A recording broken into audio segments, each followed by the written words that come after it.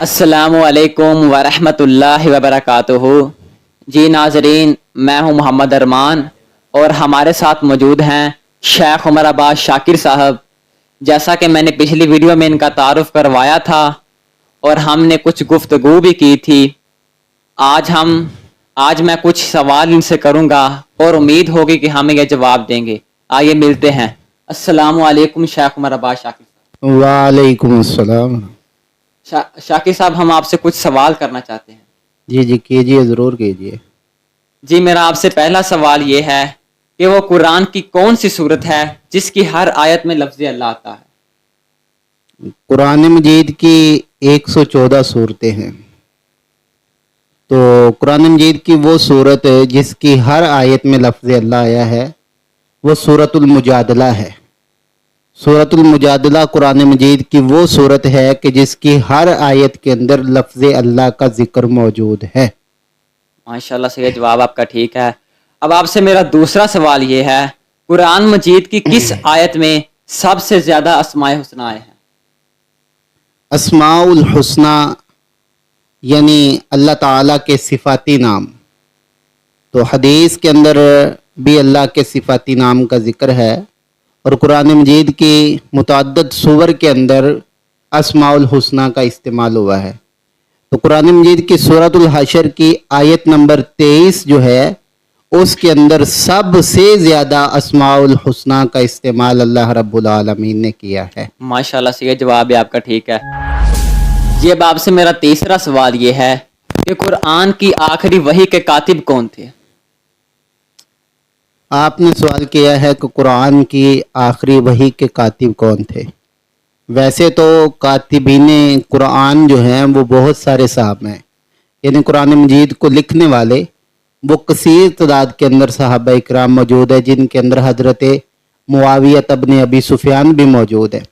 لیکن جو قرآن مجید جب آخری اس کی آیات کا نزول ہوا تو اس کے لکھنے والے جو ہیں وہ حضرت ابی ابن کعب رضی اللہ تعالی عنہ ہیں۔ ماشاءاللہ سے یہ جواب آپ کا ٹھیک ہے۔ شیخ صاحب، اب آپ مجھے یہ بتائیے، میرا آپ سے چوتھا سوال یہ ہے کہ رحمت للعالمین کس نبی کو کہا جاتا ہے؟ رحمت للعالمین، جیسا کہ قرآن مجید کے اندر بھی اللہ رب العالمین نے ذکر کیا ہے، وما ارسلناک الا رحمت للعالمین، کہ ہم نے آپ کو تمام جہانوں کے لیے رحمت بنا کر بھیجا ہے۔ تو آپ کا سوال ہے کہ یہ کس نبی کو کہا گیا ہے؟ تو رحمت للعالمین یہ ہمارے نبی جناب محمد الرسول اللہ صلی اللہ علیہ وسلم کو کہا گیا ہے۔ ماشاءاللہ سے یہ جواب بھی آپ کا ٹھیک ہے۔ شیخ صاحب، اب آپ سے میرا پانچواں سوال یہ ہے، جو ہمارے آخری نبی حضرت محمد صلی اللہ علیہ وآلہ وسلم ہیں، انہوں نے اچھی عورت کا، اچھی جو شوہر کی بیوی ہوتی ہے، اس کی پہچان کیا بتائی ہے؟ ویسے تو ایک اچھی عورت کے لیے کئی ایک صفات ملتی ہیں۔ مثلا ایک اچھی عورت جو ہوتی ہے اس کی خاصیت یہ بھی ہوتی ہے کہ وہ اپنے والدین کا بڑا خیال رکھتی ہے، اپنے اڑوس پڑوس کے اندر اس کا کردار بہت اچھا ہوتا ہے، اپنے ہمسایوں کے ساتھ اس کا رویہ، اس کا کریکٹر بہت زبردست ہوتا ہے، اور اسی طرح وہ اپنی اولاد کی تربیت کے حوالے سے اس کا بڑا اہم کردار ہوتا ہے۔ لیکن ان صفات کے ساتھ ساتھ ایک بہت اہم صفت ایک اچھی عورت کے اندر جس کی طرف اللہ کے نبی صلی اللہ علیہ وسلم نے اشارہ کیا ہے، وہ یہ ہے کہ ایک اچھی عورت وہ اپنے خاوند کی بہت زیادہ فرما بردار اور تابع دار ہوا کرتی ہے۔ ماشاءاللہ سے یہ جواب بھی آپ کا ٹھیک ہے۔ شیخ صاحب، اب آپ سے میرا چھٹا سوال یہ ہے کہ وہ قرآن مجید کی کون سی صورت ہے جس میں داڑھی کا ذکر ہے؟ داڑھی یہ اللہ کے نبی محمد الرسول اللہ صلی اللہ علیہ وسلم کی عظیم سنت ہے، اور یہ نبی صلی اللہ علیہ وسلم کی سنت ہی نہیں بلکہ آپ سے پہلے جتنے بھی نبی گزرے ہیں ان کی بھی داڑیاں موجود تھیں، اور یہ داڑھی بہت عظیم اور بہت اہم سنت ہے۔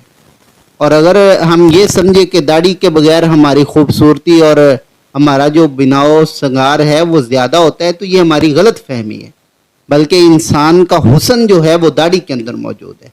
تو احادیث کے اندر تو بڑی کثیر تعداد کے اندر احادیث ہیں جن کے اندر داڑھی کا ذکر ملتا ہے، لیکن اللہ رب العالمین نے قرآن مجید کے اندر بھی اس داڑھی کا ذکر کیا ہے، جو سورہ طٰہٰ ہے اس کی آیت نمبر 94، آیت نمبر 94 کے اندر باقاعدہ اللہ رب العالمین نے داڑھی کے لیے لفظ لحیہ کا استعمال کیا ہے۔ ماشاءاللہ سے شیخ صاحب یہ جواب بھی آپ کا درست ہے۔ سر جی اب آپ سے میرا جو 7واں سوال ہے وہ بہت انٹرسٹنگ ہے۔ آپ مجھے یہ بتائیے کہ قرآن مجید کے وہ کون سے 2 جملے ہیں جن کو الٹا بھی پڑھا جائے تو وہ سیدھے ہوتے ہیں؟ واقعی آپ کا سوال انٹرسٹنگ بھی ہے اور حیران کن بھی ہے۔ قرآن مجید کے اندر میری دانست کے مطابق ایک تو جملہ ہے ربک فکبر، اگر اس کو آپ الٹا بھی پڑھتے ہیں تو تب بھی یہ اسی طرح ہی ہوگا جس طرح سیدھا ہے۔ اور دوسرا جملہ ہے فی فلکن کل فی فلکن، تو اس کو بھی آپ اگر الٹا پڑھیں تو یہ یہی رہے گا کل فی فلکن۔ ماشاءاللہ یہ جواب بھی آپ کا درست ہے، یہی 2 جملے ہیں۔ اب آپ سے میرا 8واں سوال یہ ہے کہ دنیا میں سب سے پہلے طلاق کس نے دی؟ ویسے تو حدیث کے اندر موجود ہے کہ اللہ رب العالمین کے نزدیک جو اچھے کام ہیں، حلال کام ہیں، ان حلال کاموں میں سے بھی سب سے ناپسندیدہ کام جو ہے وہ طلاق ہے۔ بہرحال آپ نے طلاق کا پوچھا کہ سب سے پہلے کس نے دی تھی، تو سب سے پہلے جو جس شخصیت نے طلاق دی تھی وہ حضرت اسماعیل علیہ السلام نے اپنے والد محترم جناب ابراہیم علیہ السلام کے کہنے پر اپنی بیوی کو طلاق دی تھی۔ جب ابراہیم علیہ السلام اپنے گھر میں آئے اور آ کے اپنی بیٹے کی بیوی سے پوچھ گچھ کی اسماعیل علیہ السلام کے بارے میں، تو انہوں نے آگے سے وہ سارے ڈیٹیل آپ کو مل جائے گی۔ تو جواب یہ ہے کہ حضرت اسماعیل علیہ السلام وہ سب سے پہلی شخصیت ہے جنہوں نے اپنی بیوی کو طلاق دی تھی۔ ماشاءاللہ سے جواب بھی آپ کا درست ہے، آپ نے ہمارے سارے سوالوں کے جواب ٹھیک دیے۔ ماشاءاللہ سے یہ تھے شیخ صاحب جنہوں نے ہمارے سوالوں کے جواب دیے۔ جیسا کہ میں نے پچھلی ویڈیو میں آپ سے سوال کیا تھا کہ وہ کون سی صورت ہے جس میں مسئلہ میراث کا ذکر ہے، تو وہ صورت ہے سورۃ النساء۔ شیخ صاحب میں چاہتا ہوں کہ آپ ہمارے ناظرین سے آج ایک آسان سا سوال کریں۔ ناظرین سے میرا یہ سوال ہے کہ آپ یہ بتائیں کہ یوم عاشوراء اور یوم عرفہ اس میں کیا فرق ہے؟